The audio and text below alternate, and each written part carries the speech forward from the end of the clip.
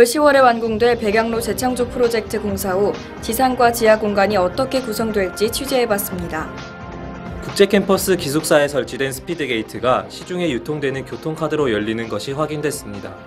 5월 15일에 열린 아카라카를 온누리의 행사와 관련해 논란이 제기됐고 이와 같은 논란들을 해소하기 위해 5월 28일 응원단 주최로 공청회가 열렸습니다. 4월 30일 신촌 캠퍼스 대강당에서 2015학년도 2학기부터 바뀔 수강 신청 개편안에 대해 우리 대학교 교무처와 학생들이 의견을 나누는 공청회가 열렸습니다. 이번 한 학기 동안에 제52대 총학생의 시너지의 공약들을 카테고리별로 취재해봤습니다. 연세인 여러분 안녕하십니까? 6월 첫째 주 YBS 뉴스 변문우 신은지입니다. 10월 내외로 완공될 예정인 백양로는 과연 어떤 모습일까요? 김소희 기자와 나수연 기자가 공동 취재했습니다. 최근 다시 윤곽을 드러낸 백양로. 백양로 재창조 프로젝트 공사는 토목, 건축, 설비, 마감 단계 중 설비 단계가 완료돼 가고 있고 마감 단계에 진입해 9월 초에 마감 작업이 끝납니다.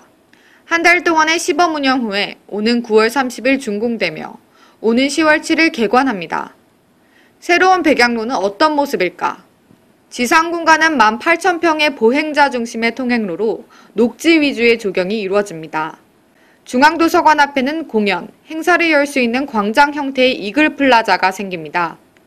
지하 공간에는 차도와 주차 공간이 생깁니다.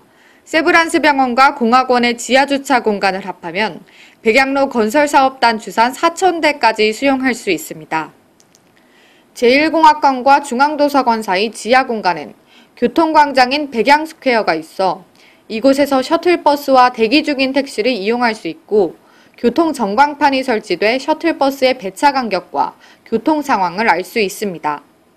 학생회관과 중앙도서관부터는 4,000평의 실내 공간이 펼쳐집니다.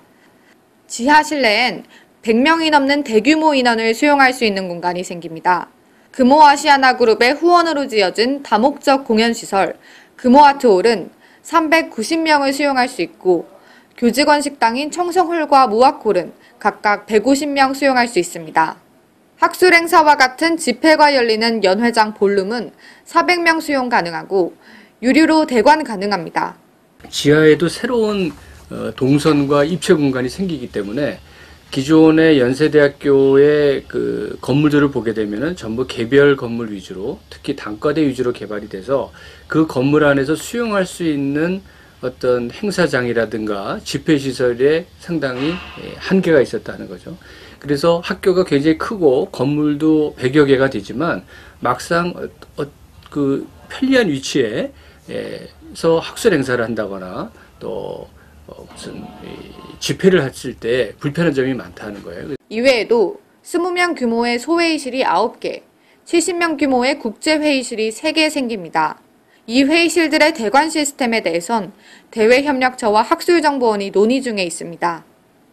편의시설과 판매시설도 배치됩니다. 학관에 있던 공간 중 이용률이 높은 판매시설이 지하 공간으로 옮겨갈 가능성이 있으며 외부 업체도 입점합니다. 다음 달 8일 전자입찰을 통해 입점업체가 낙찰되며 생활협동조합에서 가격과 같은 운영 요소들을 학내시설이라는 여건에 맞게 관리합니다. 백양로 건설사업단은 6월 초에 학내 구성원들을 대상으로 백양로 지하 공간을 둘러볼 수 있는 기회를 제공하고 이를 메일로 홍보하겠다고 밝혔습니다. 이렇게 바뀌는 백양로에 학생들의 의견이 제대로 반영되는지 의문이 제기되고 있습니다. 역시 김소희 기자와 나수연 기자가 공동 취재했습니다. 백양로 지하 공간에 관해서 학교가 공개적으로 의견을 구한 것은 기공식이 있기도 전인 지난 2012년 6월. 학생과 교직원을 대상으로 한 설문조사가 마지막입니다. 설문조사 결과 공간 선호도는 그룹 스터디룸, 24시간 편의점, 휴게실, 주차장, 서점 혹은 문구점 순이었습니다. 지난 3월 총학생회도 학생들의 공간 선호도를 설문조사했는데 동아리실 혹은 연습실은 63%, 열람실과 스터디룸을 포함한 학습실은 59%로 1위와 2위를 차지했고 연회장은 8%, 교직원 식당은 1%를 기록했습니다. 설문조사를 반영해 백양로 지하 공간에는 선호도가 높았던 편의시설과 판매시설이 생깁니다. 그러나 학생들이 필요로 하던 학생 자치 공간이나 학습실은 예정에 없고 공용공간인 연회장 볼룸과 국제회의실 3개, 소회의실 9개, 교직원 식당이 생깁니다. 이와 같은 공간에 대한 논의는 행정대외부총장, 기획실장, 교무처장 등으로 구성된 공간구성위원회에서 이루어집니다. 학생들은 공간구성위원회 규정상 참여할 수 없습니다. 지금 현재 총학생회나 기타 학생들이 백양로 전반적인 것에 대해서 전혀 참여를 하지 못하고 있어서요. 그래서 지금 구체적으로 요구하고 있는 것은 공간구성위원회에 들어가게 해달라고 요구를 하고 있습니다. 지하 공간에 들어오는 상업문화시설 금호아트홀은 외부에서 주관하는 음악회가 열려 외부인 출입이 지금보다 증가할 것으로 예상됩니다. 총학생회가 지난 3월 조사한 백양로 지하 공간에 관한 설문에 따르면 공사 결과에 걱정되는 부분이 있다면 어떤 것이 가장 걱정되십니까? 라는 질문에 외부인 출입 증가와 활용 가능성을 꼽은 학생이 각각 47%로 가장 많았습니다. 그거는 좀 더 지켜봐야 될 것 같고요. 그리고 학교가 요즘에 많이 얘기하는 소통이라든가 또 주변 지역사회에 기여한다는 면으로 봤을 때 태대학도 보면은 주말에 오픈하는 경우가 많이 있거든요. 그래서 그거는 정도를 봐가서 너무 우리 교육 환경을 저해한다 하게 되면은 다른 조치를 취해야 될 거고요. 학교가 목표로 내건 제3의 창학 중 하나인 백양로 재창조 프로젝트가 기공식 후 2년간의 기다림 끝에 올 10월에 개관합니다. 공용공간이 대거 생기는데 그것이 누구보다 백양로를 많이 지나다닐 학생들과 주객전도 돼선 안 될 겁니다. 얼마 전 국제 캠퍼스에 설치된 스피드 게이트가 모 브랜드의 카드로 출입되는 문제가 발생했습니다. 자세한 내용 박지영 기자가 취재했습니다. 최근 페이스북 페이지에 올라온 한 동영상엔 국제 캠퍼스 기숙사에 설치된 스피드 게이트가 교통카드로 열리는 모습이 담겨 있습니다. 국제 캠퍼스 기숙사에 설치된 스피드 게이트는 거주하는 학생들에게 제공된 출입키로만 열 수 있는 걸로 알려져 있는데 시중에 유통되는 교통카드로도 열리는 모습이 확인된 겁니다. 거의 모든 곳의 스피드 게이트가 특정 교통카드로 이렇게 열리는 것을 직접 확인할 수 있었습니다. 직접 기자가 확인해 본 바 국제 캠퍼스 제1기숙사와 제2기숙사에 설치된 24개의 스피드 게이트가 특정 브랜드의 교통카드로 모두 열리는 것을 알 수 있었습니다. 국제 캠퍼스 기숙사 운영팀에선 스피드 게이트의 기기에 결함이 있는 것은 아니고 입출입 관리 시스템의 문제라고 말했습니다. 기숙사 출입을 관리하는 국제 캠퍼스 입출입 시스템은 RFID 방식으로 운영되고 있는데 출입키를 찍을 때 각 키에 부여된 10자리의 시리얼 넘버로 출입을 인식한다는 겁니다. 그런데 RFID 기능이 탑재되어 있는 교통카드나 신용카드 중 10자리의 시리얼 넘버가 출입키와 중복될 경우 스피드게이트가 출입키로 인식해 열릴 가능성이 있는 것으로 추측하고 있다고 기숙사 운영팀에서 밝혔습니다. 국제 캠퍼스 기숙사 운영팀에선 입출입 시스템을 확인하고 문제를 파악한 후 실제로 RFID 방식의 시리얼 넘버가 문제일 경우 시스템을 바꿀 생각이라고 말했습니다. 원래는 문이 잠겨 있었잖아요. 밖에 있는 문이. 근데 그 언제부턴가 스피드게이트 생기고 나서 그 문은 안 잠기고 그것만 스피드게이트만 잠겨 있더라고요. 근데 교통카드로 그게 열리면 바로 외부인들이 바로 출입할 수 있는 거니까 좀 안전하진 않은 것 같아요. 한편 스피드게이트의 허술함뿐만 아니라 불편함도 나타났습니다. 한동에 설치된 스피드게이트의 수는 약 3개로 특히 통행량이 많은 출입구에선 수업 시작하기 전 같을 때엔 학생들이 몰려 혼잡한 것으로 알려졌습니다. 스피드게이트 설치로 외부인 출입 문제가 어느 정도 해결된 것은 사실이지만 학생들의 안전과 편의를 위해선 더 많은 노력이 필요할 것으로 보입니다. YBS 뉴스 박지영입니다. 얼마 전 개최된 축제 아카라카를 온누리에서 여러 논란이 일었죠. 그 논란들과 응원단 측의 해명에 대해 맹진규 기자가 취재했습니다. 지난 15일에 열린 아카라카를 온누리의 행사와 관련해 수많은 의문들과 논란이 있었습니다. 이와 같은 논란들을 해소하기 위해 지난 28일 응원단 주최로 공청회가 열렸습니다. 주로 논란이 되는 사안들의 상황과 그에 대한 입장을 정리했습니다. 단과대 단위별로 아카라카 행사의 자리 배치를 하는 테이핑이 이루어집니다. 테이핑이 무효화되면 단과대별로 부여된 자리가 무효화됩니다. 이 테이핑 무효화 시간을 응원단은 3시, 중앙운영위원회는 국제캠퍼스 학생들을 고려해 5시로 각각 공지하면서 혼선을 빚었습니다. 제가 계속 연락을 했었거든요. 테이핑 관련해서 이제 좀 왜냐하면 각과나 단과대 학생에서 굉장히 많이 민감한 사안이니까요. 테이핑 관련해서는 그래서 연락을 했었는데도 불구하고 좀 전혀 의견들이 이제 반영될 여지가 없게끔 이야기를 계속 했던 거죠. 그래서 결국에는 이제 행사 전날 좀 부득이하게 이렇게 진행되면 좀 위험하겠다라는 생각이 좀 많이 들어서서 중앙운영위원회 차원에서 어쨌든 인솔은 화군에서 하는 거니까요. 네. 중앙운영위원회 차원에서 그럼 테이핑 5시까지로 하고 우리끼리 합의해서 자리 옮기지 말자. 그렇게까지 간 거죠. 저희가 일방적으로 결정하고 이런 부분에서는 저희가 되게 잘못을 했다고 생각을 합니다. 그래서 사실 솔직히 저도 응원단의 입장이지만 1시간, 2시간 그 늦추는 논의를 충분히 저희 쪽에서 해줬어야 된다고 생각을 해요. 그래서 앞으로는 올해는 이런 문제가 있었지만 앞으로는 다행히 이런 문제 때문에 내년부터는 4주 전에 무조건 논의가 이루어질 거고. 응원단은 2010년부터 결산안을 홈페이지에 공개했지만 이에 대한 홍보를 하지 않고 단순히 금액만 표시한 채 지출의 구체적인 자료들을 공개하지 않아 회계 내역에 대한 논란을 키워왔습니다. 이날 응원단은 결산안 그리고 영수증과 같은 구체적인 자료들을 공개했고 남은 금액은 연고전에서 사용한다고 밝혔습니다. 작년과 달리 티켓값이 1,000원 인상된 것은 안전비용의 증가와 물가 상승 때문이라고 밝혔습니다. 경호 부분, 경호 인원은 25명에서 30명으로 확충했습니다. 그리고 고정형 펜스를 46개를 집어넣어서 조금 더 안전한 그런 스탠딩석을 만들었고 그리고 부업 부분이 추가되었습니다. 이렇게 해서 총 400만 원 부분이 안전비용으로 증가했습니다. 공지한 것보다 더 많은 티켓을 팔지 않았냐는 의혹에 대해서는 VIP 티켓 포함 11,500장의 티켓을 업체에 주문한 내역이 적힌 거래 명세서를 통해 해명했습니다. 이번 아카라카 행사에서 배부된 VIP 티켓은 총 200장으로 150장은 행사 취지에 맞는 관계자들에게 배부되었고 50장은 이벤트로 배부되었는데요. 작년과 달리 올해는 VIP 티켓을 구매할 수 없고 이 티켓에 대한 아무런 공지가 없어 VIP 티켓에 대한 논란이 있었습니다. 일반 학우들 그리고 음대라든지 응원에 도움을 주시는 분들을 위해서 어떻게 보면 같이 준비하는 축제를 더 즐겁게 위해서 노력해 주시는 분들을 위해서 그러한 연고전 존이라든지 VIP 존을 활용해 왔거든요. 근데 VIP 존을 갑자기 판매를 시작한 건 저희가 굉장히 큰 잘못을 했다고 생각을 하고요. 왜냐하면 VIP 존을 작년에 이용하실 수 있었는데 올해는 이용하실 수 없게 되니까 그 모든 것이 저희 굉장히 잘못으로 느껴지실 수 있도록 저희가 행동을 잘못해왔다.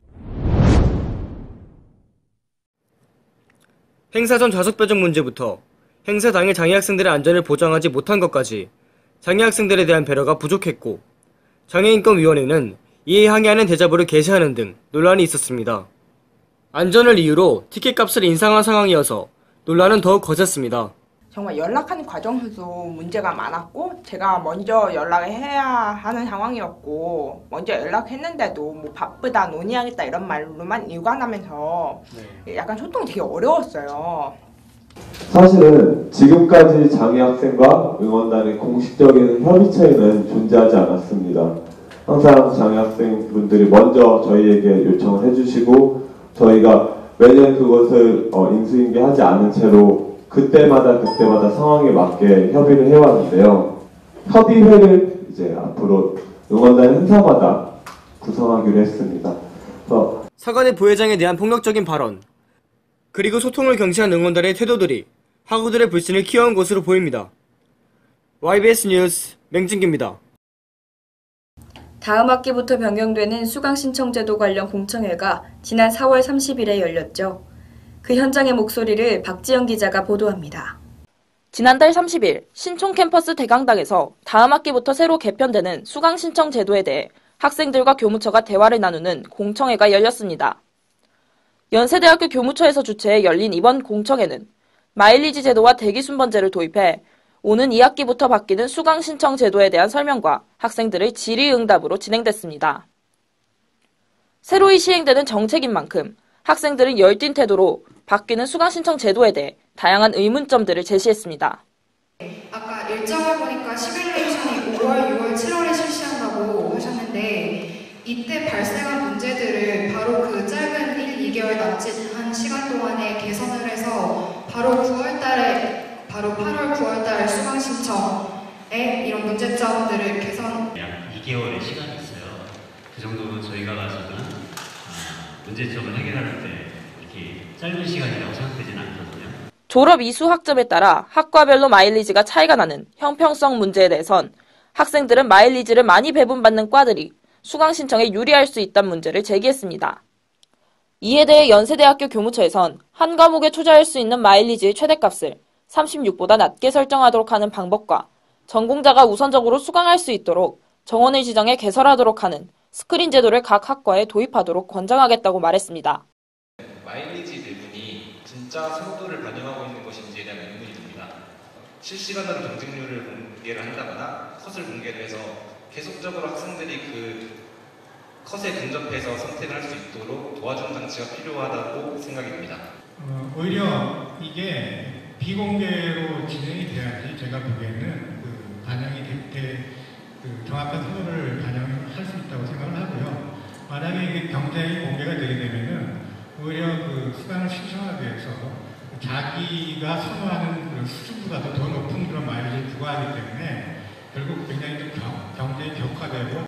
이외에도 학생들은 필수 교양과 같이 카테고리 내에서 반드시 하나의 강의를 수강해야 하는 경우에 필수 교양 수강 여부도 동점자 기준으로 고려해야 한다는 의견을 제시했고 교무처에선 현실적으로 불가능할 것 같다고 말했습니다. 제도에 대해서 불안감을 표출을 했고 학교는 그거에 대해서 우리가 충분히 이거를 컨트롤할 수 있다는 자신감만을 내비칠 뿐 설득을 하지 않는 모습으로 느껴졌습니다. 바뀌는 수강 신청 제도가 학생들의 수강권에 직접적으로 영향을 끼칠 수 있는 만큼 학생들은 학교가 이번 공청회 이후에도 지속적으로 소통하는 자리를 마련해 주길 요구했습니다. 말도 많고 탈도 많은 수강 신청 제도 개편안, 학교에서 지속적으로 소통의 자리를 마련해 학생들의 의구심을 해소시켜 줄 수 있을지가 관건으로 보입니다. YBS 뉴스 박지영입니다.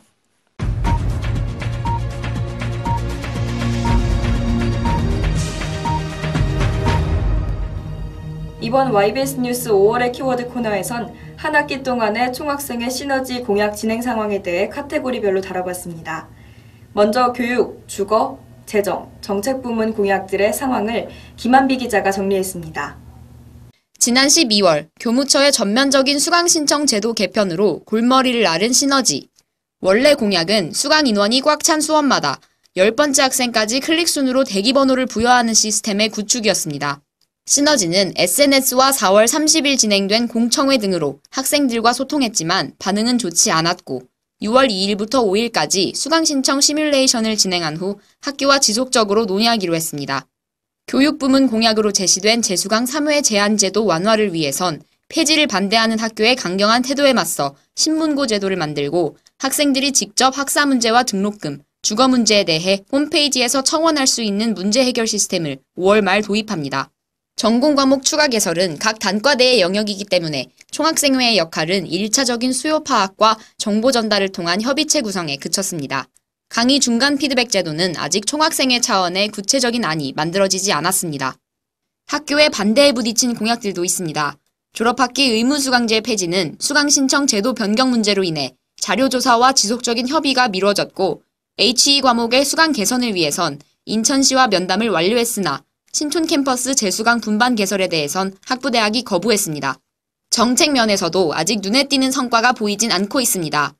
민주적 총장 선출제 복권을 위해 현재 총장 선출 TFT가 출범해 논의를 시작했으며 에이틴스맨이란 이름의 페이스북 페이지로 총장 선출의 과정을 알렸습니다. 또한 대학 평의원회 관련 공약은 평의원회의 구성원 자체를 개선해 실효성 있는 집단이 될 수 있게 하고 국회의원들과 협의해 법적 구속력이 있는 안건을 상정하고 결의할 수 있도록 법 개정을 준비하고 있습니다. 주거 재정 면에선 공약 실천율이 높았습니다. 등심이 이름으로 학교 법인에 요청한 추가 예산과 회계 담당위원 선임의 학생 측 참여는 무산됐지만 마지막까지 학부 등록금이 0.2% 인하되도록 유도했습니다. 장학금 사각지대에 있는 계층을 위한 신문고 장학금은 학생복지처가 내놓은 1억 원의 기금을 배부하는 형식으로 진행했고 집보셈 시즌2를 내세워 시너지가 직접 인정한 착한 부동산을 학생들에게 연결, 개강 전 30명 정도가 혜택을 받았습니다. 현재 진전이 있는 공약들은 대부분 겨울방학 기간 동안 진행됐으며 최근엔 수강 신청제도 변경으로 인해 상대적으로 미뤄진 공약들이 많았습니다. 남은 공약들을 2학기에 계속해서 진행하더라도 성공적으로 실천하기 위해선 조금 더 구체적인 계획이 필요해 보입니다. YBS 뉴스 김한비입니다. 다음으론 문화, 생활, 복지 부문 공약들의 상황을 변문우 기자가 정리했습니다. 학생들끼리 일러스트나 통기타 실력 등 다양한 재능을 공유하는 시너지 교실. 총학생회 시너지는 이런 활동을 기획하는 등 학내 문화 부문에서 많은 변화를 시도했습니다. 하지만 시너지 교실의 경우 학생들이 참여도가 떨어져 결국 5월 중순에 폐강됐고, 총학생회에서 명사를 초청해 진행하기로 공약했던 릴레이 강연에도 그 내용과 취지 선정에 있어 어려움을 겪는 등 아직 성과가 미미합니다. 다른 문화 행사들은 저희가 많이 준비해도 연세인 분들, 연세 학생이 실질적으로 참여를 하지 않으면 저희가 아무리 많이 좋은 걸 준비해도 물거품이 되는 부분이거든요. 그래서 저희도 그만큼 홍보와 안내를 열심히 하려고 하고 있으니까 이제 홍보하시는 거 보면 많이 관심 가져주시고 많이 참여해주시면. 복지부문 공약 중 학생들이 통학 문제를 해결하기 위해 3월부터 운행을 시작한 통편지 버스의 경우 수요조사 이후 남양주 구리를 비롯한 일부 노선이 폐지됐으며 2학기부터 일부 노선이 변경되거나 신설될 예정입니다. 신촌역을 경유하는 셔틀버스 노선을 확보하겠다는 공약은 계획 노선에 포함되어 있던 연세로이, 보행자 전용 도로화 가능성으로 현재 보류 중입니다. 통학 문제 외에도 총학생회에선 생활시설과 관련해 공약으로 내세웠던 안심택배 보관함과 동문길 가로등 설치를 서대문구청에 지속적으로 건의하고 있습니다. 다만 늘나온 2층 침대 설치의 경우 학생들이 도서관을 수면 공간으로 인식해 시설을 취지해서 벗어날 우려가 있다며 중앙도서관 측에서 거부하고 있어 총학생회 측에선 차후 완공될 백양로 지하 자치공간에 따로 휴식 공간을 만들 계획도 있다고 밝혔습니다. 총학생회는 신촌 캠퍼스뿐 아닌 국제 캠퍼스 RC 관련 문제들도 해결하기 위해 RC그라피가 주최한 국제 캠퍼스 공청회에 참여했으며 그 후속 모임을 통해 학교 측 단위 대표자들과 국제 캠퍼스 대표자 회의를 정기적으로 열기로 결정했습니다. 그 결과 4년 거주 단위 학생들에게 불리하게 작용했던 벌점 초기화의 기간은 4년에서 2년 단위로 줄어들었습니다. 하지만 국제 캠퍼스와 신촌 캠퍼스 간 교류 문제는 셔틀버스의 운행 대수가 작년에 비해 감축됐을 뿐 아니라 M6724번 버스 운행에도 문제가 생기면서 더 악화됐고, 이에 대해 총학생회는 별개로 TFT를 구성해 현재 논의 중에 있습니다. 기존 학교 측에서 학생들이 M6724번 버스 무료 이용권, 그리고 국제 캠퍼스 경유 노선 유지를 조건으로 청룡교통과 맺었던 계약은 이번 8월에 만료되기 때문에 다음 학기부터 학생들의 M버스 이용에 어떤 차질이 생길지 모릅니다. 현재 진행 중이거나 보류 중에 있는 문화 및 생활복지 부문 공약들이 다음 학기엔 어떻게 이행될지 그 귀추가 주목됩니다. YBS 뉴스 변문우입니다. 네, 앞서 총학생회 공약들이 현재 어떤 식으로 진행되고 있는지 알아봤는데요. 이번에 이 공약 중에서도 학생들의 관심을 많이 받은 공약 4개를 분석해 보겠습니다. 작년 총학생회 선거 기간 내외로 시너지에서 학생들을 대상으로 설문조사한 결과 학생들이 가장 관심 있어 한 공약은 졸업학기 의무수강제 폐지였습니다. 요즘 졸업 유예 학생들이 늘어나는 상황에서 졸업 전 학기를 꼭 이수해야 하는 것에 대해 불만을 쌓아온 학생들에겐 담비와도 같은 공약인데요. 하지만 안건을 상정하는 권한이 총학생회에 없고 교무처에 있는 데다가 재수강 신청제도 변경 문제에 집중해야 하는 상황이어서 협의도 아직 제대로 이뤄지지 않은 것으로 보입니다. 그 전부터 계속 공약으로 계속 나왔던 부분이고 계속 안 됐던 부분이라서 좀 입장이 있는 건데 타협점을 못 찾는 건지 아니면 한쪽에서 일방적으로 불통인 건지 그 자세한 부분은 잘 모르겠지만 해결은 돼야 된다고 생각이 들어요. 이어 2위를 차지한 공약은 생활부문의 늘나온 2층 침대 설치였는데요. 앞서 기사에 나온 것처럼 중앙도서관의 시설관리팀에선 수면시설이 늘어나면 학생들이 도서관에서 숙박까지 하는 경우가 발생할 수 있다며 침대 설치를 반대하고 있습니다. 비록 총학생회가 타협안을 제시하고 있으나 이 공약은 앞으로 실현 가능성이 커 보이진 않습니다. 그 뒤를 이어 3위를 차지한 공약은 버스 시리즈 공약들입니다. 먼저 통편지 버스는 지속적인 수요 조사를 통해 진행되고 있지만 다른 공약들은 아직 성과가 미미한 것으로 보입니다. 현재 총학생회에선 학교가 국제 캠퍼스를 창학한 만큼 학교가 두 캠퍼스 간 교류를 책임져야 하며 이는 학생의 권리라며 셔틀버스 증차 관련 TFT를 구성해 5월 중순 논의에 들어갔습니다. 하지만 많이 늦어진 것은 아닌가, 애초에 학기가 시작되기 전에 학교와 결론 지었어야 했던 사안이 아닌가 하는 우려의 목소리도 나오고 있습니다. 송도에서 여기로 오는 늦은 버스가 없어요. 7시 반에 다 끊겨가지고 돌아올 때는 조금 힘든 것 같아요. 지하철이 워낙 힘들어서 엠버스는 진짜 있어야 되는 것 같아요. 있어도 지금 부족해서 막 서서 오고 이러는데 애들이 너무 교류가 없어지니까. 신촌역을 경유하는 셔틀버스를 복구하는 공약도 현재 보류 중에 있습니다. 연세로가 보행자 전용 도로가 될 경우 왕복 노선 모두 연세의료원을 경유해야 해 그만큼 버스 동선과 셔틀버스 배차 시간이 길어질 수밖에 없습니다. 예산상 셔틀버스 하루 운행 대수를 증축할 수도 없어 총학생회는 이에 대한 대안을 찾는 중입니다. 마지막으로 재수강 620 총장 합의안을 이행하는 공약도 재수강을 3회밖에 하지 못하는 13학번 이후 학생들 사이에서 많은 관심을 보였는데요. 교육부의 평가지표와 연결돼 있는 민감한 상황이라 여전히 학교에선 이 문제에 대해 강경하게 대응하고 있다고 합니다. 학생복지처로 문제들이 수합돼 심사위원회가 열릴 수는 있지만 사실상 공약이 제대로 이행될진 아직 불투명합니다. 전체적으로 총학생의 시너지는 이번 학기 동안 주거를 비롯한 일부 공약에서 진전을 보였지만 이는 겨울방학 때 진행된 것이 많고 주요 활동이 대외 활동에 치우쳤다는 평도 있습니다. 총학생회가 공략했던 그런 공약들이 좀 잘 안 이루어지고 있는 것 같은 거는 확실히 체감을 느끼고 있는 것 같아요. 확실히 뭔가 이렇게 열심히 하려고 하는 그런 뭔가 보여지는 것도 좀 없는 것 같고, 사실 결과물로서 딱 나온 게 없기 때문에 물론 장기적인 플랜으로서 우리가 이제 기다려야 되는 부분도 있지만 지금 작년에 그 총학생회보다는 지금 그냥 겉으로 봤을 때는 좀 뭔가 총학생회로서 약간 부족한 부분이 많이 보이고. 앞으로 총학생회가 학내 복지나 수강 신청 제도 이외의 공약도 균등하게 이행해낼 수 있을지 귀추가 주목됩니다. 오늘 YBS 뉴스가 이번 학기 마지막 뉴스인데요. 다음 학기에도 신속하고 정확한 보도로 여러분께 찾아뵙겠습니다. 네, 뉴스를 마칩니다. 함께해 주신 여러분 고맙습니다.